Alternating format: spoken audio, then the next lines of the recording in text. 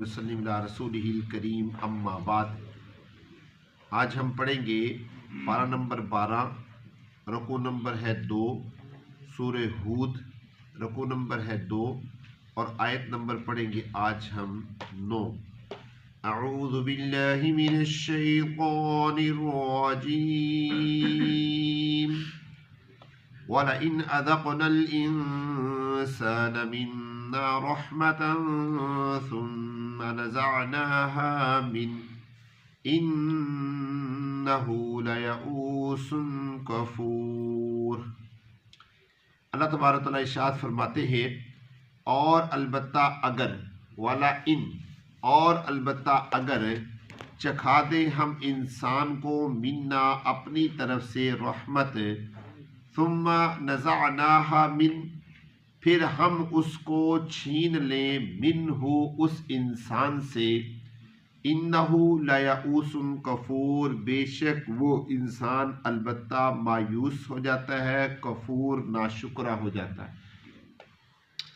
وَلَئِنْ أَذَقْنَاهُ اور البتہ اگر ہم چکھا دیں اس کو نعمت، بعد ضراء بعد اس تکلیف کے، مست ہو جو اس کو پہنچی، لَيَقُولَنَّ تو وہ البتہ ضرور بھی ضرور کہتا ہے، ذَهَبَ السَّيِّئَاتُ عَنِّی چلی گئی تکلیف مجھ سے، إِنَّهُ لَفَرِحٌ فَخُورٌ بے شک البتہ وہ خوش ہوتا ہے اور فخر کرتا ہے۔ إِلَّا الَّذِينَ صَبَرُوا وَعَمِلُوا الصَّالِحَاتِ مگر وہ لوگ جنہوں نے صبر کیا اور نیک اعمال کیے، اولئک لہم مغفرۃ واجر کبیر یہی لوگ ہیں ان کے لیے مغفرت ہے اور بڑا اجر ہے۔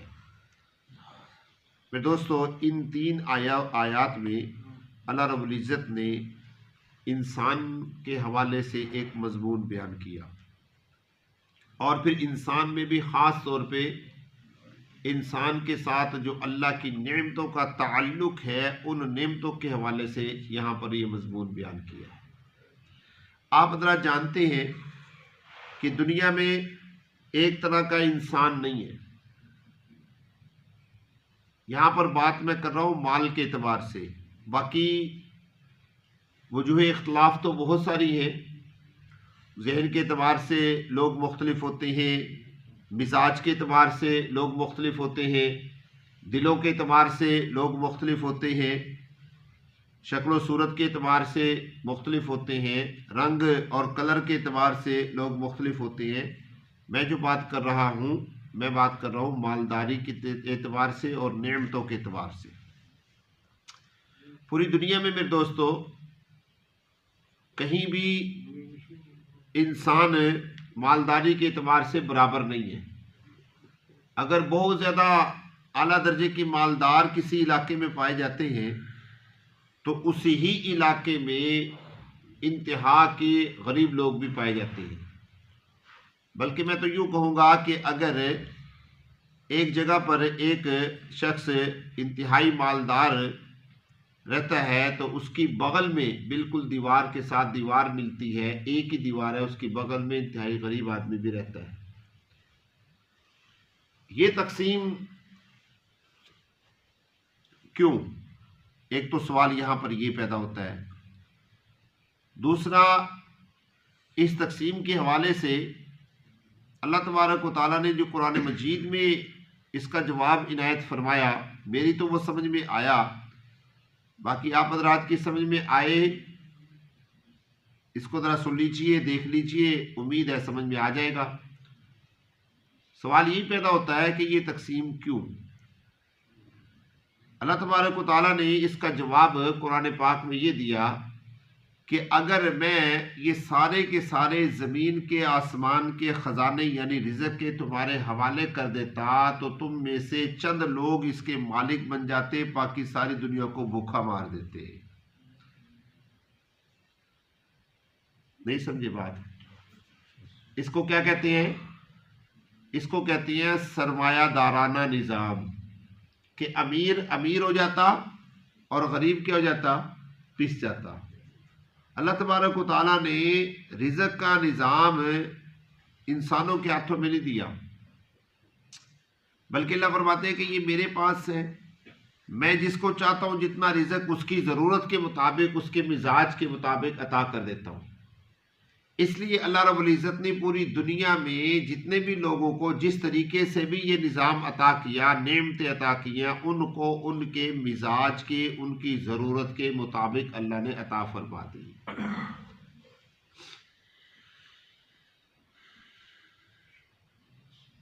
دو حدیثیں آپ کے سامنے پیش کرتا ہوں، اس کے بعد ان آیات کا دوبارہ ترجمہ کروں گا، آپ کو یہ میری بات سمجھ میں آ جائے گی اور قرآن پاک کی جو تفسیر ہے آیت کی مطابقت بالکل ہو جائے گی۔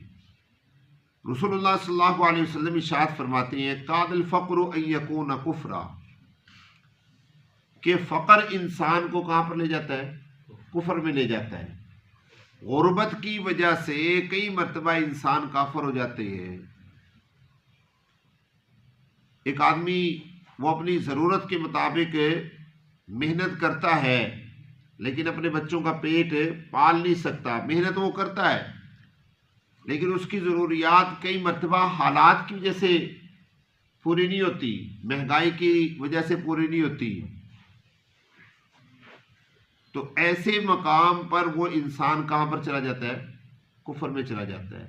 ہر آدمی جو فقر والا ہے وہ کفر میں نہیں جاتا، ورنہ آپ کو بے شمار مانگنے والے ملیں گے، کبھی نہیں ان کی زبان سے کلمہ ناشکر آپ نے سنا ہوگا، وہ ہمیشہ خوش باش رہتے ہیں، کبھی ان کو ٹینشن نہیں ہوئی، کبھی ان کو بیماریاں نہیں لگی، وہ سارا دن چلتے پھرتے بھی ہیں اور اپنا مانگتے بھی رہتے ہیں اور کھانا پینا بھی ان کو ہوتا ہے۔ میں بات کر رہا ہوں یہ حدیث مبارکہ اس آدمی کے لیے ہے جو بیچارہ محنت بھی کرتا ہے، سارا دن لگا بھی رہتا ہے اور پھر اپنی محنت کرنے کے بعد اپنے بچوں کی ضرورت کو پورا نہیں کر سکتا۔ ایسا آدمی بیچارہ کہاں پر چلا جاتا ہے؟ کفر میں چلا جاتا ہے۔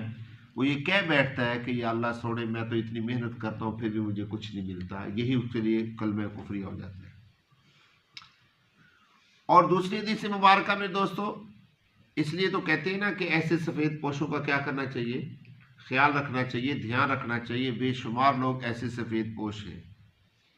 اور دوسری حدیث پاک میں آتا ہے، اللہ کے پیارے پیغمبر فرماتے ہیں کہ مالداری انسان کو ناشکرا بنا دیتی ہے۔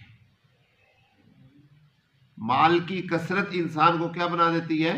ناشکرا بنا دیتی ہے۔ ایک آدمی کے پاس مال ہے یا ایک آدمی کے پاس مال نہیں ہے اور اس کے پاس اچانک سے مال آ گیا تو اس کی ٹور الگ ہو جاتی ہے، اس کا چلنا پھرنا الگ ہو جاتا ہے، اس کا رہن سہن الگ ہو جاتا ہے، اس کے اندر اکڑ آ جاتی ہے۔ وہ سیانے کہتے نہیں جو غربت سے امیر ہو جائے تو ان کے نخرے عجیب ہوتے ہیں، تو یہ انسان کو ناشکرا کر دیتی ہے مالداری، کیونکہ ساری زندگی اس نے مال دیکھا نہیں ہے، اچانک اس کے پاس مال آ گیا تو وہ کیا بن جاتی ہے؟ اس کے اندر اکڑ آ جاتی ہے، تکبر اور غرور اور ریاکاری آ جاتی ہے، وہ سمجھتا ہے میں تو سدا سے مالدار تھا۔ یہاں سے انسان کے اندر ناشکری پیدا ہو جاتی ہے۔ اور اس کے اوپر رسول اللہ صلی اللہ علیہ وسلم نے وہ واقعہ بھی سنایا، آپ نے سنا ہوگا، بنی اسرائیل میں 3 آدمی تھے، ایک گنجا تھا، ایک اندھا تھا اور ایک کیا تھا؟ کوڑی تھا۔ حضرت جبرائیل علیہ السلام اس کے پاس آتے ہیں، گنجے سے کہتے ہیں تجھے کیا چاہیے؟ وہ کہنے لگا کہ میں تو چاہتا ہوں میرے بال ہوں، لوگ میرے پاس بیٹھتے ہیں مجھے برا سمجھتے ہیں۔ انہوں نے ایسے ہاتھ پھیرا تو بال آ گئے۔ اب کیا مانگتے ہیں؟ انہوں نے کہا جی مجھے ایک بکری دے دو۔ انہوں نے اس کو بکری دے دی۔ وہ بکری میں اتنی برکت ہوئی، اتنی بکری ہوئی کہ اللہ کے نبی فرماتے ہیں کہ اس آدمی کی بکریوں سے کئی وادیاں بھر گئی، اللہ نے اتنی برکت ڈالی۔ پھر حضرت جبرائیل علیہ السلام آئے کس کے پاس؟ اندھے کے پاس۔ تجھے کیا چاہیے؟ اس نے کہا جی مجھے آنکھیں چاہیے۔ اللہ نے آنکھیں عطا فرما دی، ہاتھ پھیرا۔ اور کیا چاہیے؟ انہوں نے کہا جی مجھے گائے چاہیے۔ انہوں نے گائے دے دی۔ انہوں نے گائے میں اللہ نے اتنی برکت دی کہ جنگل کے جنگل گایوں سے بھر گئے۔ پھر کوڑی کے پاس آئے، کوڑی سے کہا کہ بھی ہاں تجھے کیا چاہیے؟ انہوں نے کہا جی میں چاہتا ہوں میرا جسم صاف ہو جائے، کیونکہ میرے جسم کے اوپر لوگ ہنستے ہیں، میرا مذاق اڑاتے ہیں۔ انہوں نے ہاتھ پھیرا، وہ سارے کے سارا کوڑا پن دور ہو گیا۔ کیا چاہیے؟ انہوں نے کہا جی مجھے اونٹنی چاہیے۔ انہوں نے ان کو اونٹنی دے دی۔ وہ اتنی اونٹنی ہوئی کہ جناب ریوڑ کے ریوڑ اونٹنیوں کے بن گئے۔ اب حضرت جبرائیل کو اللہ رب العزت نے ان تینوں کے امتحان کے لیے بھیجا کہ جا کے ان کا امتحان لو، ان کی آزمائش لو۔ اب وہ امتحان کے لیے آئے، پہلے کے پاس آئے جو گنجا تھا، اس نے کہا کہ کیا ہے؟ مانگنے والے بن کے آئے، مفلس غریب بن کر آئے، اور آتے ہی ان سے سوال کیا مجھے اللہ کے نام پہ کچھ دے دو، تو انہوں نے کہا کہ جی کچھ نہیں ہے میرے پاس۔ میں نے کہا اللہ کے بندے تو یاد کر، تیرے پاس کچھ نہیں تھا، اللہ رب العزت نے تجھے اتنا کچھ عطا کیا۔ تو وہ آگے سے کہنے لگا اللہ نے کہا مجھے عطا کیا، یہ تو میرے باپ دادا کی وراثت چلا آ رہا ہے۔ جیسے ہم بھی کہہ دیتے ہیں میرے دادے کے اتنے قلعے تھے، میرے چاچے کے اتنے قلعے تھے، میرے ابے کے اتنے قلعے تھے، مجھے اتنے ملے، تو یہ تو باپ دادا کی وراثت چلا آ رہا ہے۔ تو حضرت جبریل نے کہا اچھا اگر یہ تیرے باپ دادا کی وراثت ہے تو پھر جیسا تو تھا ویسا ہی ہو جائے۔ اس نے کہا دیکھ لو۔ اب اس نے تو سمجھا کہ یہ عام آدمی ہے، مانگنے والا ہے، فقیر ہے۔ تو اللہ تبارک تعالیٰ سے انہوں نے یہ دعا کی اللہ سنی جیسا یہ تھا ویسا ہو جائے۔ چند ہی دنوں میں دوبارہ وہ ویسے کا ویسا ہو گیا۔ بکریاں بھی ساری مر گئی، بال بھی سارے اڑ گئے، دوبارہ کیا ہو گیا؟ وہ گنجا ہو گیا۔ اسی طرح گائے والے کے پاس آیا، گائے والے نے بھی ایسا ہی جواب دیا، وہ بھی ایسے کا ایسا ہو گیا۔ پھر اونٹ والے کے پاس آیا، اونٹ والے نے سے کہا کہ بھی تو، اس نے کہا ہاں جی بالکل میں تو بڑا غریب تھا، مجبور تھا، میرے جسم پہ تو بڑا کوڑ تھا، اور یہ میرے باپ دادا کی وراثت نہیں ہے، یہ تو اللہ کی عطا ہے، اللہ نے مجھے عطا کی ہے، جو تیرا دل چاہے اس میں سے لے جا۔ تو حضرت جبریل نے کہا کہ میں اللہ کا فرشتہ ہوں، میں لینے نہیں آیا تھا، میں صرف امتحان لینے کے لیے آیا تھا، اور اس امتحان میں تو کامیاب ہو گیا اور یہ دونوں کیا ہو گئے؟ ناکام ہو گئے۔ اب ذرا ان آیات کا ترجمہ غور سے دیکھیے گا، پھر آپ سمجھے گا کہ اللہ رب العزت کیا فرمانا چاہتے ہیں۔ میں نے آپ کو یہ دو واقعات سنائے ہیں تاکہ آپ کی بات سمجھ میں آ جائے۔ اللہ رب العزت فرماتے ہیں اور البتہ اگر چکھا دے ہم انسان کو اپنی طرف سے رحمت، ہم نے انسان کو کوئی نعمت عطا کر دی کچھ بھی، ثم نزعناها من، پھر ہم اس نعمت کو چھین لیتے ہیں اس سے، انہو لیئوس کفور، بے شک وہ البتہ مایوس ہو جاتا ہے، کافور اور کافر ہو جاتا ہے۔ نعمت کس نے عطا کی؟ اللہ نے عطا کی ہے نا۔ تو ذہن میں انسان کے یہ ہو کہ یہ میرے باپ دادا کا کمال نہیں ہے، یہ میرا کمال نہیں ہے، یہ کس کا عطا کیا ہوا تھا؟ اللہ کا عطا کیا ہوا تھا۔ اللہ جب چاہتے ہیں لے لیتے ہیں اور اللہ جب چاہتے ہیں نہیں لیتے۔ اور ایک بات میں دوستو یہاں سے اور سمجھ میں آئی کہ انسان کو کبھی بھی اللہ کی ناشکری نہیں کرنی چاہیے۔